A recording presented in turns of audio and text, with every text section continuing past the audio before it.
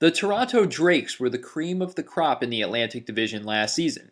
Zach Tennen and I are going to talk about if the Raptors are still the favorites, if the Knicks and Nets figure to be any better in 2014-15, and just how bad are the Celtics and the 76ers. Thanks for tuning in.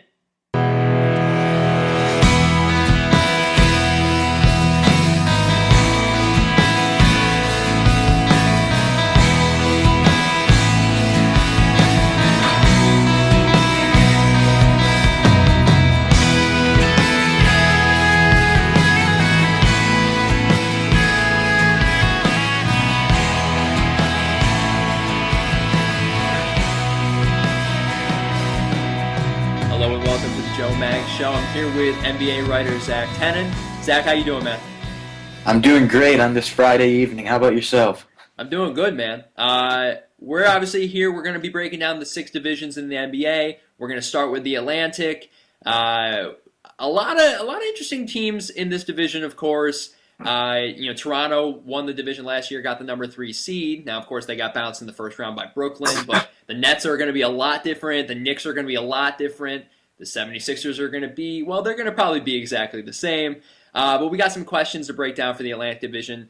Zach, I guess we should just start with, I think, the biggest question mark from an individual player in this division, which is Rajon Rondo. How long is he going to be a Boston Celtic? I can't give you a certain amount of days, but he will not be a Boston Celtic by the trade deadline. I really don't think he will be.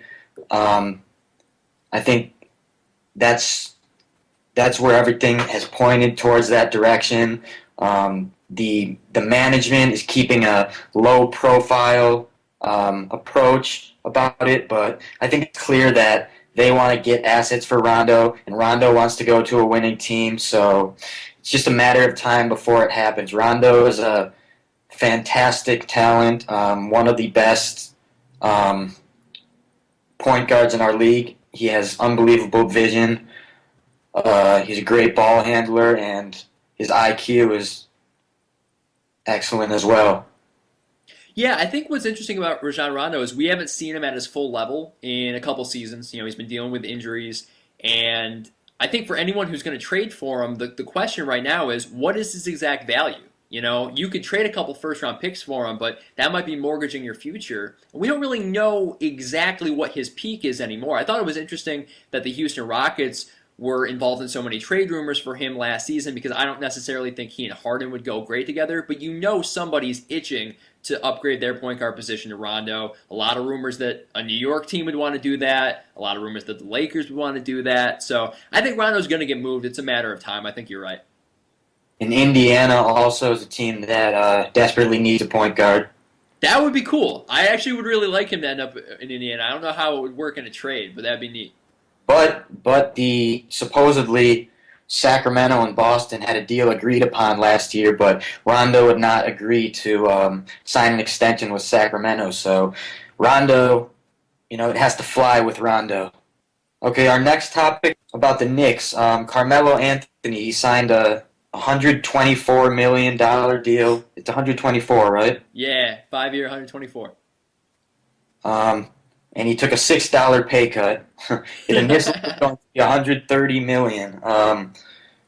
What are your thoughts on that and the Knicks going forward?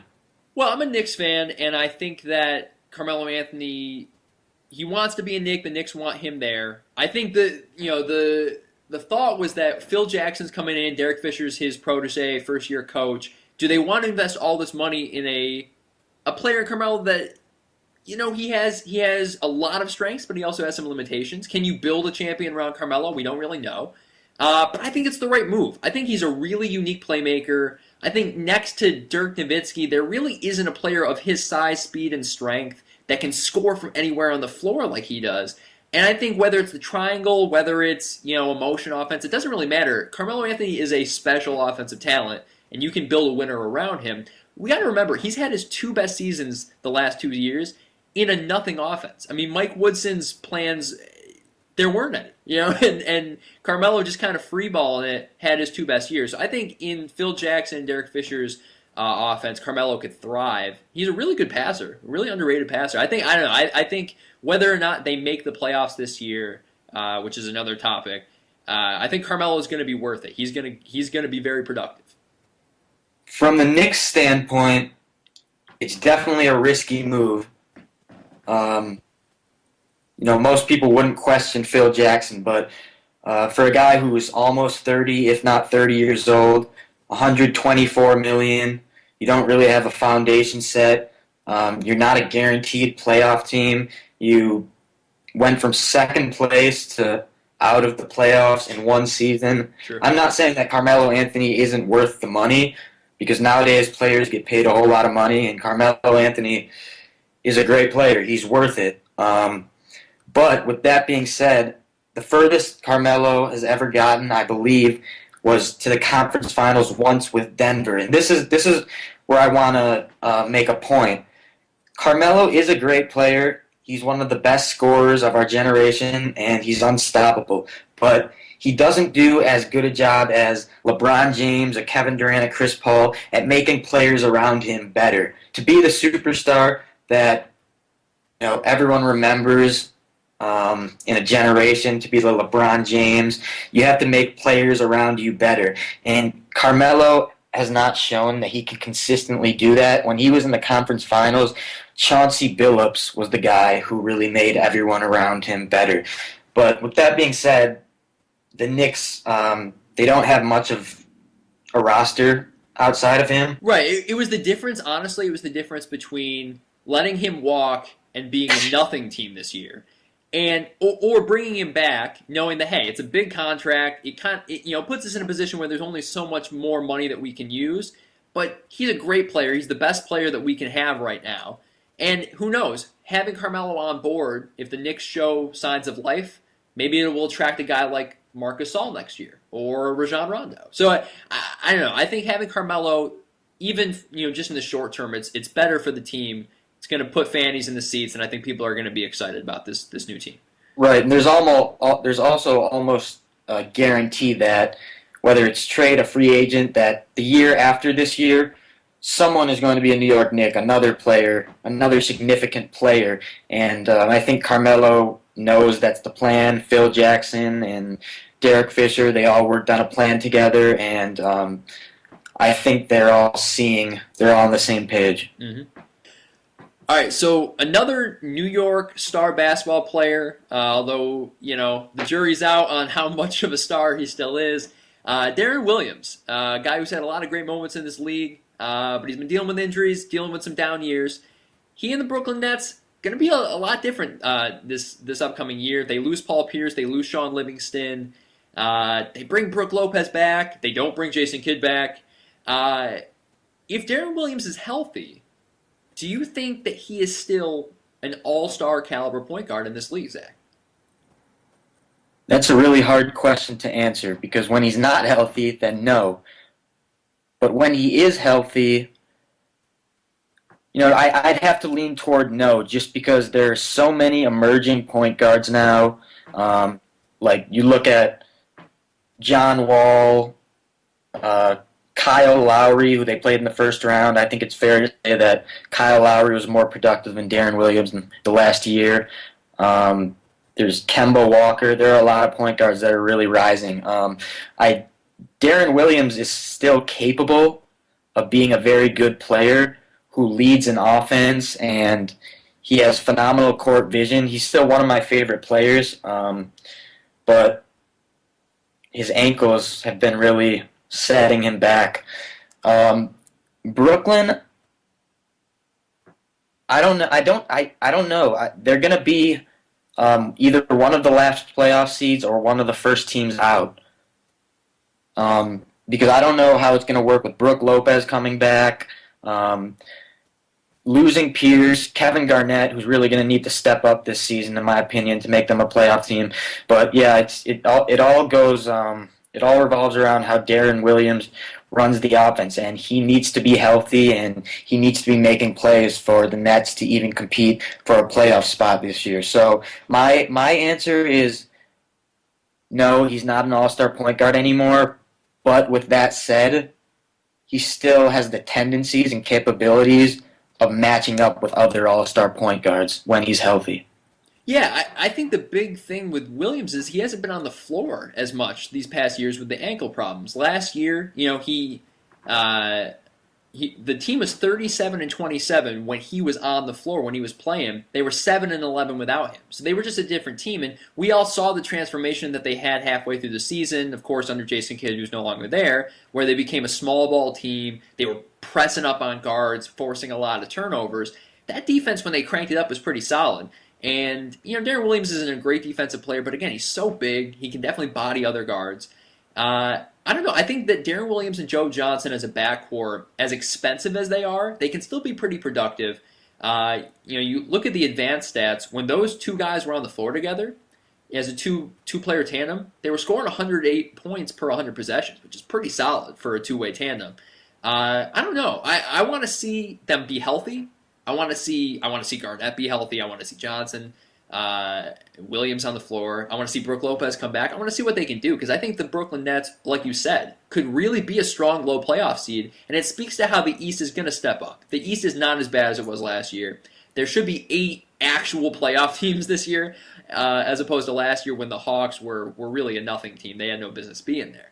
And our final topic is going to be the Toronto Raptors, who have proven to us that they're the best team in this Atlantic Division. Would you agree with that statement?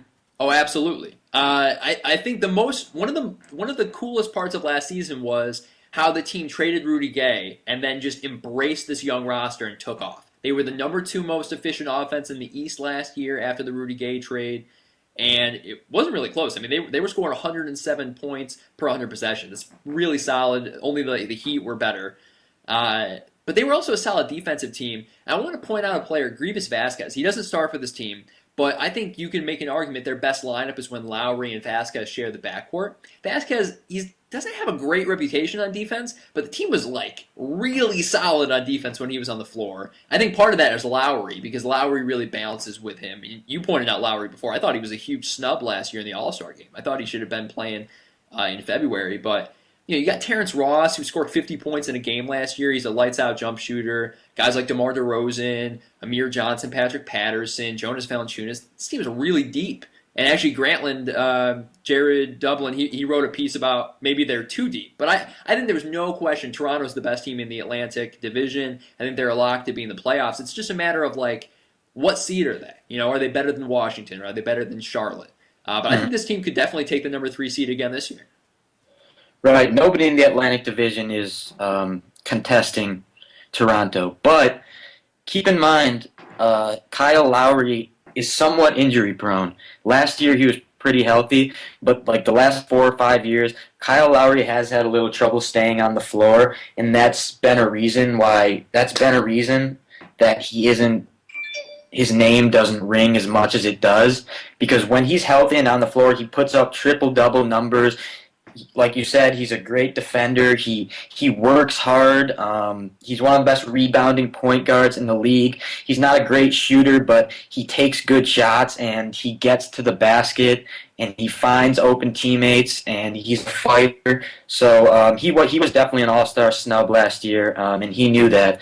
But like you said, Toronto has fantastic depth.